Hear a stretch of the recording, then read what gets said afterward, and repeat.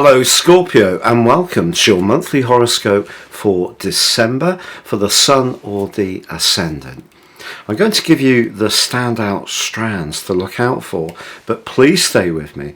I will then dive deep to give you in forensic detail all the key influences particularly relevant to your sign.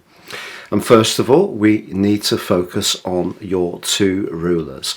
So your traditional ruler Mars is in retrograde all this month still. So I need to discuss that with you, but it is separating away from a very tricky right angle with Neptune that's lasted the last couple of months. So that's good news. Also Saturn and Uranus, which have been in combat over the last 2 years, that influence is also lessening as we come into this month. But your modern ruler Pluto is going to be very much part of this month's story, particularly towards the end of the month as Venus, the planet of relating, goes alongside Pluto, and that could bring some really karmic changes around your thinking, your self-expression, or even your interactions with people in your everyday world. Will there be a pull towards someone you already know, or will a point of principle be an issue as this month comes to a close? So lots to share with you, so please stay with me. If you would like to ascend above this zodiac broadcast and understand what year 2023 will hold for you personally, if you give me 3 pieces of birth data of time, date and place of birth, I can give you your forecast. If you order it in year 22, you'll get the rest of that year free. Plus, in my special package, you can get your life roadmap, your character analysis. Having this will help you to understand some of the repetitive patterns that have come up in your existence, perhaps the more challenging ones, but also the ones that give you opportunities. And having a deeper understanding of those can help you to really flourish in this new year. In my special package, you can get 30% off, so please see the link beneath this video. Also, if you've yet to subscribe to my channel, I'd be honoured if you did so now. Please click or tap on the bell notification symbol. If you already have, thank you so much for your continued support and views. So Scorpio, as you come into December, the Sun, Mercury and Venus are all in the sign of Sagittarius, which for you is house 2. House 2 is about our foundations. It's also about our self-belief and worth. It can be about everyday money, but it also can be the more central side of life that we yearn for. So having Venus in this location is interesting, because obviously this can be an expensive time of the year, but with the financial headwinds we're all dealing with, we're all looking to juggle and perhaps extract a bit more value from our money.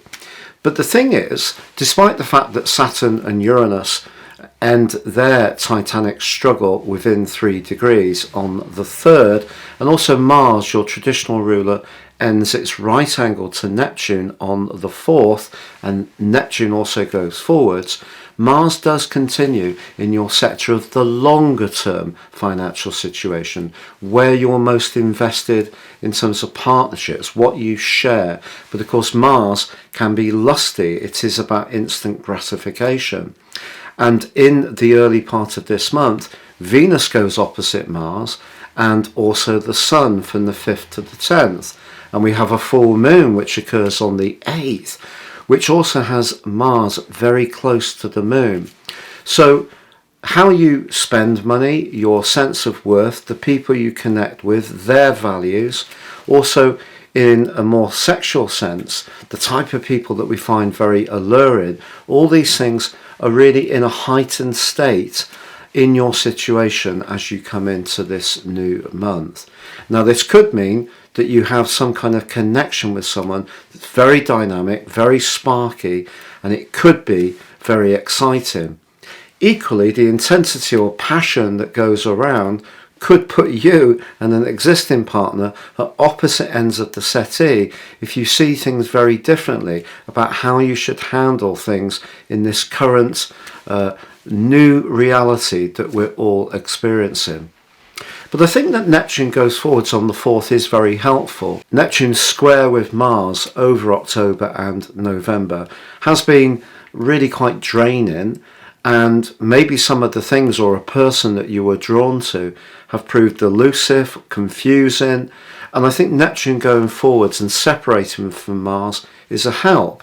And the fact that Mars is direct with Venus, directly opposite Venus, and the Sun, and features in the full moon, could in some ways push some issues out into the open. Even things that perhaps you've been feeling very deeply that at heart you would rather keep more private. But your sign is very much about transformations. So where Mars is at the moment is emphasizing your desire for transformations. And the fact it's retrograde is making you perhaps revisit some old ways that things have been set up. Now, this could be about your long-term financial planning. It may be about a business that you're interested in. It may be about a close romantic relationship. It may be about someone that you have a sexual involvement with, but not something more. So all these issues are washing around your situation. But the great news is that on the 6th, Mercury makes its way into the sign of Capricorn. Now, your modern ruler, Pluto, resides in Capricorn, as it has since 2008, and this can speed up the communication. It can make you able to be a bit more agile and perhaps take soundings from people that you can discuss things with in a bit more of a detached way. But the full moon on the 8th does bring a lot of intensity to bear over the following 2 weeks. So if your financial situation is really quite tough, this can feel quite daunting.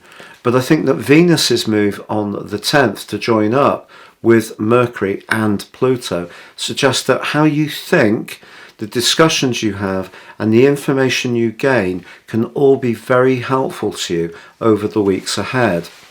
Now, in week 2, the Sun does forge a very stable link with Saturn. So anything to do with home finances can start to be sorted out by taking a very systematic, step-by-step, but very thorough approach.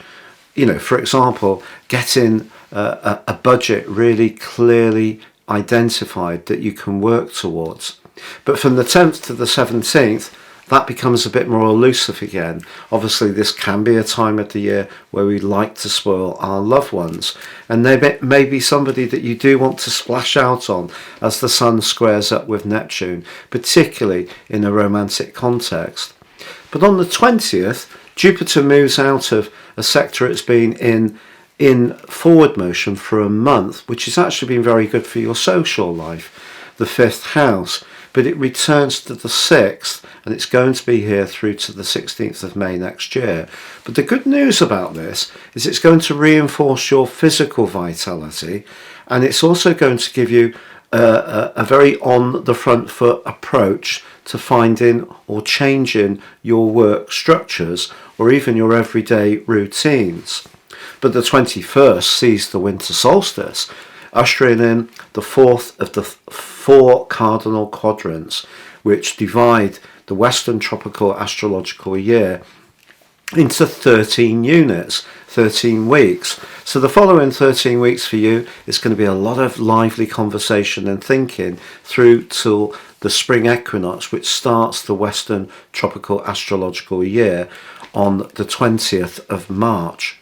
Now, when this event occurs this year, there is a square with Jupiter. So this can create quite a lot of extra dynamism. And if you are wanting to think about your work situation, one of the things that I think you're going to crave is something that's more mentally stimulating. The 23rd sees the new moon in Capricorn, and this too squares up with Jupiter. I think your ability to see other people's viewpoints is going to be emphasized by this in some ways. It's going to see you ending this year having quite a lot of discussions. So even if the early parts of the month could have even some intense arguments over money or there may be a lot of tension around a romantic or sexual relationship. Later in the month, really, the prevailing wind is encouraging you to try to have dialogue. But that may prove a bit more challenging on the 29th when Mercury goes retrograde, but it's still close to Venus, and Venus, as I mentioned before, comes into an exact conjunction with Pluto. The conversations you have at the end of this year, therefore, can take on an added impact, an added weight. Some very important dialogue can occur. There could be a discussion that changes your thinking in quite a radical way. Then again, you may find out about something, about someone in your everyday world, like a neighbour or a sibling, that actually really surprises you, but gives you a lot of insight into why they've been manifesting a particular attitude, perhaps to you. But certainly your thinking generally around your belief systems and the way you relate to others could go through a radical change as this year draws to a close. But on Christmas Day, the moon is in Aquarius, which of course Saturn does retain its presence in, and that has been a hard hoe for you over the last couple of years. So anything to do with where you live, your more emotional world, perhaps family matters, have all been under the weight of Saturn's pressure, but particularly in that right angle with Uranus. But actually, the moon on Christmas Day forges a really quite delightful link to Jupiter. So some generosity or thoughtfulness could light up your Christmas Day. But if you are on your own and that's not your preference, you will be very much in my thoughts. But I would like to wish you a very happy Christmas and all the best for year 2023.